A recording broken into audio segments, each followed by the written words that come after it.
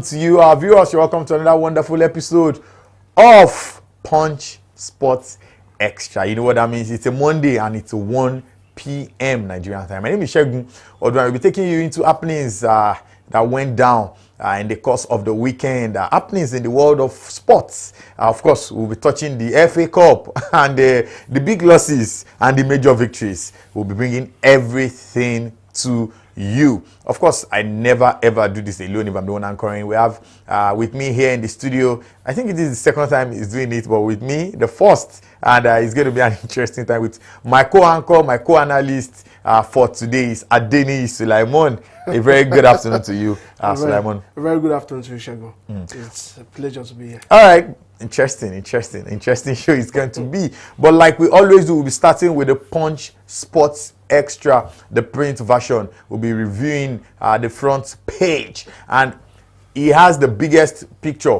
Of course, two persons there, but he has the biggest picture.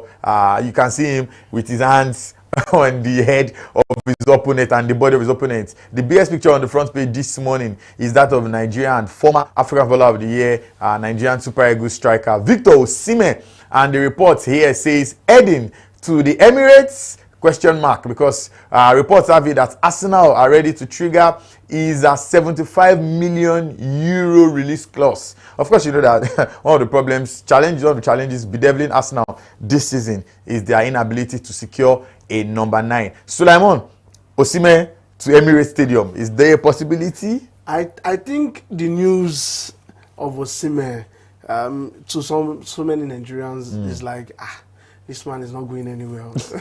He's just likely to renew his contract in Napoli. In Napoli or Galatasaray. Staying with Gala. Continue his loan spell in Galatasaray. But trust me, Arsenal needs that man, that goal poacher, that person that can deliver them from the brink of their title woe for over about 3 seasons years. now, where they are almost there. They're almost there, and January comes, they just lose it. You know, it's quite unfortunate, but they need a striker. Havertz is injured, out of the season. He's not a striker. Probably. He's not a striker. He's a converted 9, but trust me, he's doing the job. I mean, is he really doing the job? Yeah, I mean, is he really scoring the goals? You can't but just appreciate the work he's doing. I mean, Gabriel Jesus is out, and he's just the only man available for the job. And he tried his best, you know, delivered 1 or 2 goals and made sure that he did his own little magic. But Osimhen to Arsenal, I don't see it coming true. What's his name now? Former goalkeeper of Newcastle, Shea Given at Manchester City. Yeah. You know, he has a pundit role with one of these foreign organizations. And he was saying that is there not a possibility of Victor Osimhen having a strong character that Mikel Arteta may not be able to work with? Remember that in the past, Arteta has always had issues with people with strong character. Of course. Aubameyang. You know, if it feels like you are threatening him or you are stressing Lacazette. If you are stressing him, you know, you just let go. Can Arteta undo, you know, the brash Osimhen who sometimes wants to lead the charge in the dressing room? Shegun, let me be frank with you. Arteta is a coach with attitude problem. And when you see people who like to dominate, who likes to take charge, who likes to possess, not just the game, but fellow teammates, Osimhen likes to influence the game and try to be the leader whenever he plays. Also, Arteta is a coach, very young. He feels he has a long way to go. He feels if he doesn't take charge of his flocks, he'll just, you know, they can just overshadow him and he won't know how to. Unlike Ancelotti, who gives a free hand, and then you just become your best. You get. So Arteta also has an attitude issue, and over time, we've seen him mismanage relationships that have gone AWOL with players like that. You get. So Osimhen coming to Arsenal, it's a difficult prediction. Mm. I don't think it's going. Will they win trophies with Osimhen, or will Osimhen win trophies with Arsenal? Of course. We know Arsenal has the midfield. Odegaard plays in the centre field. Perfect 10. We know good support from Declan Rice and Odegaard, Saka, defensive wise, they have Saliba, Gabriel. They have David Raya, fantastic goalkeeper, and they have replacements for these positions. But the problem, the focus is number 9, and it needs to work on it. All right, still sticking with the front page this morning. Reports have it that Chelsea have opened talks with Rafael Leao, the man who is always smiling. Always. He's playing, he's missing, whatever, he's always smiling. On the pitch, there are probably no pictures of him frowning. You always have pictures of him smiling. But we know the kind of player he can be. Fantastic, skillful, but sometimes does not have enough energy because it can be wasteful, it can be nonchalant, it can be like old JJ and old Ronaldinho. I mean, who is Chelsea not even buying these days? I think the project Todd Bowley and co-owner Clark are working on is rejuvenating them young kind of project. It's not working. I'm bringing Rafael Leao, another lost child, into the squad. I mean, you see Rafael Leao plays in AC Milan. He tries to, do his wonders, but I mean, we need someone who is clinical. Someone who, I'm a Chelsea fan. I like to be. I'm so passionate. So Leao to Chelsea it may come to pass. It's a flop on arrival. No, it may come to pass. He may be the player that comes to support Parma and give that glory we want. But for now, I mean, justifying current form and play, he's just in and out. Yeah, he's not the guy. He's just in and out. All right. The man has been scoring goals and he has been scoring for fun this season. Potential Ballon d'Or winner. Many persons have argued, does he deserve 2025 Ballon d'Or? Does he not deserve 2025 Ballon d'Or? Whatever. But people obviously know that this man is dangerous and is in a very dangerous form. I'm talking about no other person but the Egyptian king himself, Mohamed Salah. He has been tipped to stay there at Liverpool, where he's shining the most. Too risky for him to leave at this moment of his life. Of course. He's about 33 this year, and you are in a great form. Why don't you maintain your form, and stay there for a few more years? Now that Ballon d'Or is even ringing around your head, why risk it all and live for a new club where you don't know what may happen to you? Why? See, let me tell you something. I don't see any club Salah is going to that can absorb, that Salah can perform like he is doing right now at Liverpool. I mean, coming by using the words of Jamie Carragher, who lashed the Egyptian king a couple of weeks ago. I mean, he's regretting it right now. But Salah needs to remain at Anfield so that he can justify. He can really show the world that an African man can win the Ballon d'Or for the second time. All right, still sticking with the front page this morning before we leave. Of course, we'll still be going on later in the show to give you analysis of what went down in the various leagues and, of course, in the FA Cup as well. But very quickly, we must inform you that Gasperini has once again praised Ademola Lookman despite their draw. That draw led to one guy on Twitter trending big time this weekend. That guy has posted like he was from 400 and something followers. He now has about 15,000 followers on Twitter just this weekend because of that game, the Atalanta game against Venezia. Nobody expected them to draw against Venezia. Everyone expected them to win, especially with what happened with Inter and Napoli going on to draw. Of course. If they had won their game, they would have been closer to Inter Milan and something. But at the end of the day, since that fight, since that statement from Gasperini, everybody has been trying to appease Ademola Lookman. Of course. I think a lot of controversy, a lot of people said, I beg your pardon, that a team that scored 5 against Empoli, I guess, could not even score a goal against a bottom top Venezia. My goodness. I mean, that's football for you. I mean, and Lookman played fantastically well. He showed why he's been called African Player of the Year. But Gasperini has been playing these mind games over time. He knew he fucked up by lashing the guy because he didn't perform outstandingly well against Club Brugge. I mean, all right, lastly on the front page this morning, before we leave the front page into the meat of the show, Xabi Alonso, manager of Bayern Leverkusen, has gone on to say that, hey, leave what happened while my boys were playing, while they had that small fight is normal in football. And I'm talking about what happened between Emi Buendia and our own Victor Boniface. If you've not seen it, you need to go watch. Buendia tried to kick the ball, came off the defender of the opponent, bounced back, and then himself and Victor Boniface tried to kick the ball at the same time. And there was a little bit of, leave it for me, that kind of thing. And, people had to actually grab Victor Boniface and say, no, they are not going to fight. If I can't remember his name, that if that guy had not held Boniface with the rage and anger with which Boniface was going, my goodness, he could have had a ban by now. The man was boiling. But Xabi Alonso has said it's a normal thing in football. It just shows you that they both had energy. Course, everybody wants to score. win. Everybody wants to win. Of course, he praised the strength the energy and the spirit of the boys. See, I like the way Xabi Alonso is handling his team.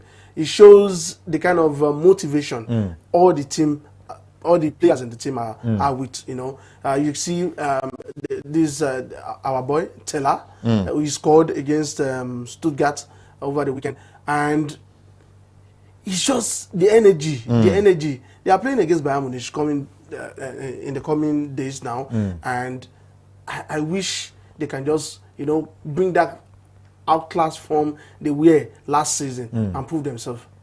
All right, let's quickly talk about what went down at the weekend. Very quickly, the FA Cup battles that happened. Let's start with Manchester United against our very own Fulham. Yes, it's our very own Fulham because we have 2 of our Nigerian players that are flourishing on a very high scale this season. Alex Iwobi and, of course, Bassi scored yesterday in the dying minute of the first half for Fulham, and then later on Bruno Fernandes equalized. The game stretched on past 90 minutes, stretched into extra time, stretched into penalties, and Bud Leno, the German, was the hero of the day for the London club by ensuring that his men and his team, of course, Fulham, went on to the next round. You must have watched that game very quickly, Sulaiman. Of course. Another sad one for R.A. Ruben Amorim and his guys. I mean, they are just finding it hard to step out of these squabbles that they're in at the moment. They are wallowing. They are wallowing. But I didn't expect less from them, Wow. Yes. You expected Manchester United to go out. I mean, I expect them not to even get to the extra time before they lose the game. I mean, Fulham they are in their best form. And Silvermen are performing really well. Higher than them on the yes, in the English Premier League. They proved higher. They proved it in the league. They beat Manchester United 2-1, and I mean they just did it again in the FA Cup. I mean, but kudos to Onana. He really helped them save a couple of shots. It would have been over in 90 minutes. Yeah, of course. Like same thing I said. Save a couple of shots and. Bassi. Well, same for Leno. Leno too saved. Yeah. Chikaobi. Of course, he saved. I mean, Bruno Fernandes did so much, to revitalize and make the glory come to Manchester United. But I feel the administrative problem. What is wrong with Man U? It is an administrative problem. Even on the pitch of play? Yes. Or those guys are not good enough? No. You have a coach who came in and the administration could not manage the situation that happened both in the dressing room, and you could see they had to let the former coach, Sir Alex Ferguson, they had to ban him from the dressing room. It shows maybe there's a difference, and they are kind of cabals. The Rashford cabal, the Maguire cabal. Stakeholders. I mean, everybody just have my guys, and everywhere was just... But funny enough for Manchester United, once these boys leave, they perform. Look at Anthony. Look at Sancho last season. I mean, it looks like when you leave, look at Rashford at the moment, which Aston, it looks like when I leave that club, my glory comes back. Why? See, you just said something now, very important. They are not leaving, they are leaving to prove themselves because where they are coming from, they were treated badly. Wow. So you think the club is at fault? Yes, the club is at fault. Sancho is, I mean, a couple of games when he joined Chelsea, he was like, I'm the savior of this team. But now, even when I was at Dortmund last season, got to the finals of the Champions League. And I mean, this other guy, Rashford, is putting on his energy. He didn't do so while he was at Manchester United. And this other guy that went, Anthony scored like 4 goals. The Brazilian. In less than 2 months. Beat Real Madrid at the weekend. Beat Real Madrid at the weekend. Very quickly, we move on to another game. And they had to bring back Alexander Isak to play this game because they wanted to really win it. They're in the finals already of the Carabao Cup, and they were thinking, why not? Why can't we go all the way in the FA Cup? But they lost. Yes, they lost to Fabian Osler, the 31-year-old manager, the youngest manager right now in world football. For clubs at the top, of course. We don't know if anybody else is somewhere. But if you are playing at the top in any of the big leagues, it has to be Osler. And his men went on to beat Newcastle 2-1. Of course, Danny Welbeck, the old war horse, still showing us that he knows how to stick the ball behind the goalkeeper and into the post. That game very quickly. Brighton had a bright day against Newcastle. Yeah, you just used the right words I wanted to use. It was a very, very bright day. If the game had stretched into the penalty, they probably could have lost. I mean, they don't have a fantastic goalkeeper when it comes to penalty. And these other guys... But Bruggen? Yeah. You think it's not fantastic? Yeah. I mean, Dubravka, the Newcastle goalie. I mean, he better. Yeah. Pope. Yes. Nick Pope. Is better than Verbruggen. He's better when it comes to penalty. We saw Nick Pope, what he did in the Premiership, and he saved a couple of penalties back then. And when it comes to experience, Nick Pope give it to Pope. Yes, has more experience. And you could see the fatigue. They were weary. They were weary. Newcastle players, they were worn out at the second half of the extra time. And Welbeck, an experienced striker, came on, Boom. and he did his magic. He gets. I mean, a fantastic game. I watched the game from beginning to the end. It was an interesting game. And I said, actually, the FA Cup, these games were very lovely. Yeah. These are the kind of matches, experience that we see in the FA Cup back then, and we are getting to have it this season, which is good. All right. There's still one game to be played today in the FA Cup. Nottingham Forest will play against Ipswich later tonight. I mean, now we have 8 teams left in the FA Cup. The pairing have been done. Another interesting pair of games are coming up soon. I mean, these games, oh my goodness, we can't get enough of these games. But very quickly, we must not forget that the UEFA Champions League is back. Yeah. Tuesday, Wednesday, quarter-final pairings. Perhaps people didn't get the pairings they were expecting when the draws were done, because it looks like many of all these local teams are playing against each other. Bayern will be playing against Bayern Leverkusen. Real Madrid will be playing against Atletico Madrid. And, you probably expected that, they had done these pairings differently. Let's see games that have never happened before. But somehow, anyway, that is what it is. Bayern Munich will be playing against Bayern Leverkusen, like I said earlier. A German rivalry. We're going to see the very best of Vincent Kompany and Xabi Alonso. Perhaps that was why Alonso was playing down the quarrel between Buendia and our own Boniface. Paris Saint-Germain against Liverpool. Benfica and Barcelona played earlier in the group stages. People say that's going to be a very easy draw for Barcelona. And Feyenoord will be coming up against Inter Milan. Yeah. I see the pairings that we got to see at this stage. We get to see them in the quarterfinals, but because of the new system, the UEFA Champions League is going through the new phase. That's why we are seeing them come early in the round of 16. But trust me, they are very, very tough matches. I mean, I'm looking forward to the Benfica-Barcelona game. You think anything is going to come out of that? Yes. We saw Bruno play earlier in the competition. Yes. It's a 5-point encounter. It was a 5-point encounter. But trust me, Benfica, they're in a good form this season. If you watch them play in the domestic league, you would see they are dominating. And Liverpool, I root Liverpool for the Champions League. Oh, really? Yes, I root Liverpool for the Champions League. Going all the way? Yes. I mean, they've shown class. They're the one that can compete with the almighty Real Madrid. Okay, so you think Real Madrid is going to knock out Atletico Madrid? Of course. You think Inter is going to knock out Feyenoord, or Feyenoord is going to knock out Inter? I mean, by virtue of football standard, it should be like that, but anything can happen, Why are you predicting? Going to the next round? Yeah, going into the next round. I mean, it's obvious. I see Liverpool beating PSG. I see Madrid beating Atletico Madrid. I see Inter beating Feyenoord. I think PSV is playing against PSV is playing against... PSV is playing against Arsenal. Yeah, Arsenal. Yeah. Okay, that is where they can be like a stunner. PSV Arsenal. Arsenal is not in their best form. They are struggling. And PSV... Dortmund is playing against Lille. Against Lille. That will be a very tough one.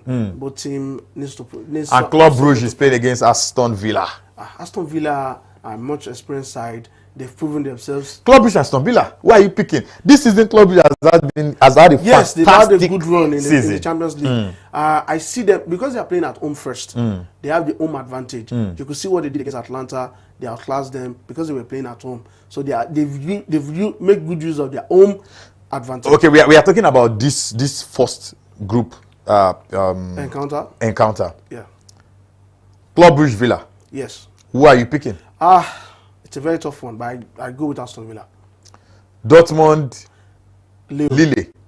See, Lille have this magical touch they do in the Champions League. You see, when they came back from 2-0 down to beat 6-1 when they played the second leg against in the round of 16, and they could also do some magic. Dortmund have not been so good.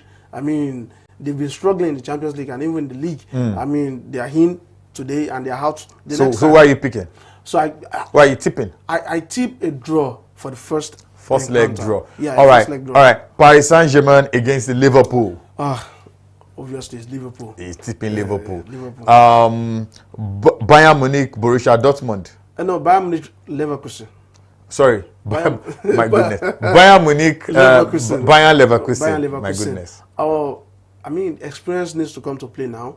Bayern has a lot of experience. They've shown that against Celtic when they played in the qualifying rounds, and trust me, they can use that experience, against Leverkusen. So you're picking Bayern? Yes. Over Leverkusen. All right, Benfica, Barcelona. Okay, it's a walkover for Barcelona. Wow. If so many people will agree with me, because Benfica, I mean, they've shown they are strong, but at the same time, Barcelona is very classy when it comes to Champions League play. The likes of Pedri and Yamal. Lamine Yamal is the star boy. The wonder kid. The wonder kid. He's been doing so magical things, and trust me, they have a very good edge against Benfica. All right, very quickly, let's x-ray what happened at the weekend when it comes to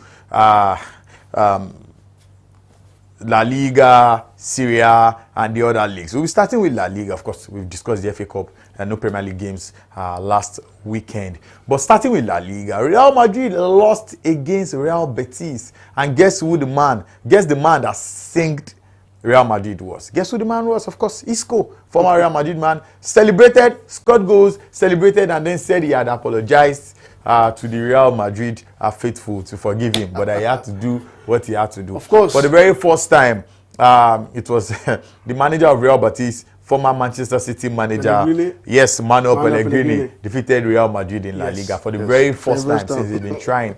And then, you just look at that game and you say, can Real Madrid win this league with the way they are going? But quick analysis of that game. They lost, scored the first goal. Somehow, Betis came back, scored the first, got a penalty, scored it in about 60-something minutes, and kept it that way till the game was over. I mean, you could tell the whole team, that match, they were fatigued, the powerful defender, Rudiger, and Alaba were the first pairing. Both were tired. I won't lie to you. Rudiger showed he was exhausted. Look at that penalty. Yes, the penalty was very slippery. He could have avoided that. He could have. Knowing Rudiger will have bring down that striker outside of the box. I mean, he has this agility. He likes to carry on his movement and try, like a leopard, to try to manage situation. But that move, that pass, was everything. And it was just sloppy. They were trying to figure out how to, and it was late. Circle the situation, and it was just late. But I mean, Isco had to do what he had to do. Isco dances to the disco. All right. He had to do what he had to do. All right, very quickly move on. For Barcelona, nothing sloppy for them. 1, 2, 3, 4. Against Real Sociedad, there was a red card for Sociedad in the early minutes of the game. Perhaps to give them the advantage, perhaps not. But they got 4 goals, all the 3 points, and they are top of La Liga. Barcelona, they've proven themselves. They have a very good run, high line, Kovac, their Gaffer, he had a very good intellectual capacity when it comes to arranging these players. They are very, very young players, and he's managing them. He shows how strategic he's been. He's getting the best out of them. He's getting the best out of them, and he kind of nurtured Lamine Yamal, so that he doesn't get carried away with the fame and everything. But you could see the senior man, Lewandowski, coming to be the big bro to every other person. Not the red card. I won't agree with the red card, because the moment Barcelona outclassed them. Yes, because the moment they got the red card, it was like one. Then the next few minutes, it was 2. The second one, and the second half, it was. I mean, the Real Sociedad players were just trying to circle around and say, okay, what can we do? What can we do? But it was over. Late already. 4 goals. All right. Same for Atletico Madrid and Diego Simeone. They squeezed one. That was the match of the week. Oh my goodness. They squeezed one. That was the match past of the Athletic Bilbao. Yeah. Julian Alvarez came off the bench and scored. But that game, if you did not watch that game, you need to go and watch highlights. Yeah. Go and look at what Lamine Yamal's twin brother in football did with his brother, but somehow they couldn't go past the defense. Twice he struck the bar. Talking about the elder brother of what's his name now? William, the elder William, not the younger one. Struck the bar once, struck the bar twice. Definitely, it was not their day. And you know what we say in local parlance? Perhaps they are owing Ogun, the god of iron, a big debt. A big debt. A big one. I really commend Atletico Bilbao. They've been classy. I mean, you could see very good form in the Europa League. They want to go to the Champions League. I mean, they want to go to the Champions League. They are really fighting. And I wish Barcelona could have secured the William, the junior brother signing. You could see the movements. Flair. The flair. I mean, the geography of football. He really understands how to maneuver his way from the flank down and bring the ball down to the opponent's boxes. But Atletico Madrid showed why they are the senior team in the league. I mean, Simeone were just praying. Atletico Madrid? Yes. They are not the senior. Barcelona is stopping. I mean, they are more senior to Atletico Bilbao. Okay. When you look at the categories of team in the La Liga. But they are close. They top four there. See, you need to give it to Simeone. He's been consistent. See the way he was urging the crowd, he was urging the crowd. Urging his fans. And you could notice the enthusiasm when Gallagher made the double. Yeah, the double tackle. The double tackle. I mean, these are fine players Chelsea missed, experience, and they could have been at Chelsea, doing magic. But I think it's a good buy for Atletico Madrid. All right, the La Liga is going to be one very interesting last couple of games. I think about 10 games now. It's going to be magic right now. Real Madrid, Barcelona, and Atletico Madrid, and all three at the moment are still in the Champions League. Of course, one of them will be kicked out because Real Madrid and Atletico have been paired together. In the Italian Serie A, 1 minute Italian Serie A, a 1-1 draw. Inter was leading. Napoli came on to score. Guess who scored for Napoli? Philip Billing on loan from Bournemouth. They were so glad they got a point out of it because had that not happened, Inter would have been running away. But Atalanta should have pounced on that draw against Venezia in 1 minute. Very quickly, Suleiman. I think Inter Milan have not been. They just dropped from a bit. I mean, they could have won the game hands down. I mean, Napoli was struggling, but I think the home advantage came to their rescue, and they just showed the fans that okay, we are still a title contender, we are still fighting, and we can say. And Conte, he doesn't give up. Never gives up. He never gives up. The tiger, till the last day. You get. All right, interesting one day in Syria. Somehow we're gonna get a winner, but it's gonna be tight. Somehow I still really hope that Atalanta can nick it in the end, but it's gonna be very tight. Very quickly, move on to the last question. We're in the month of March. The last topic of the day. We're in the month of March, and it's our World Cup qualifying games time. Next week, is it next week? I think it's next week from 16th or so. We should be having these guys play. We don't have a list yet from the players. He has not invited anybody. But he was watching domestic players. He was watching players of the Nigerian Premier Football League. Interesting. Eric Chelle. Nigerians are going to ask Kikiloma Shelle. What's going to happen? What's going to happen? Because we need 6 points. We need something. And we have many injured players already. Of course. We have Dele Bashir is injured. Rafael Onyedika of Club Brugge. And somebody else got injured recently. Somebody else got recently injured. I mean, what's happening? I mean, is there a possibility of some of these local guys filling in? Well, can we win? Well, we know Chelle to be man from the local, from the trenches. He's not an international Gaffer. He's not an international coach. He has coached Mali, and we saw what he did with the Mali. Well, he's an international coach. He's a foreigner. He's a foreigner. But he's a local man. He's a local man. Yeah. African from within. From within. African background. The Mali team he managed were much of home base, a mixture of home base and international base. I think we need that kind of flair in the Super Eagles too. We need to believe in our domestic league, and there are a lot of talent just languishing in the domestic league. I love the fact that he's giving them hope that they could be that superstar they can be. Not just forget themselves in the league. Prove yourself, and you can come to the Super and play the big boys game. You get? If it goes wrong, there should be a bottle of water somewhere. Of course. You pour it to quench the fire. Small offering. To quench the fire. Because it will be very hot. Anyway, Nigerians are with him. But if he wants to feel the energy, if he wants to feel the fire, he has 200 million Nigerians that are battling with him, as they are, they will just pour the anger on you, and they know how to do these things on social media. Course. And if you do well too, Of course. They will praise your name to high heavens. Go and ask Nwabali. Nwabali. Alright, that's why we bring this show to a close. I have to draw the curtains right here on Punch Sports Extra. The first in the month of March. Is it the first in the month of March? Yeah, I think it's the first in the month of March. Yeah, happy new month, guys. It's the first in the month of March. We just got into March a couple of days ago. Today is the third.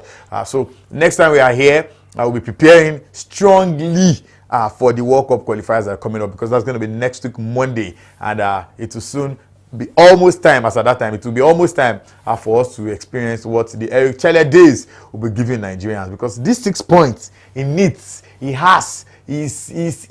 mandated to get these 6 points, because that's the only way we can come back into reckoning as regards this World Cup qualifiers. Thank you very much to Adeni Sulaiman, I beg your pardon, Adeni Sulaiman, for being a part of this package. It's a pleasure. It's a pleasure. Great time. Hopefully we can do more of this. Of course. All right, very good. Thank you to you, the viewers, for being here with us, because like I always say, we are here because you guys are there. Stay out of trouble. Have a fantastic week. God bless you.